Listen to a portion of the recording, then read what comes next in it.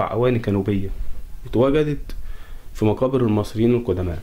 والمصريين القدماء استخدموا الأواني الكانوبية ديت لتحنيط وتخزين وحفظ أحشاء المتوفي لتجهيزه بالعالم الآخر الأبدي. كانت هذه الأواني الكانوبية تصنع من الحجر الجيري أو الفخار، وطبعا ما كانوش بيحطوا كل الأعضاء في إناء واحد، كان كل عضو بيحطوه في إناء مخصص ليه، وكل إناء كان ليه شكل أو رمز بيرمز ليه. وطبعا هنا هما كانوا بيحطوا 4 أواني كانوبية بيحطوا فيها الأعضاء زي المعدة والأمعاء والرئتين والكبد، لكن كان في عضو أساسي مهم ما كانش بيتحط في الإناء الكانوبي وكان بيفضل في جسم الإنسان، هو القلب.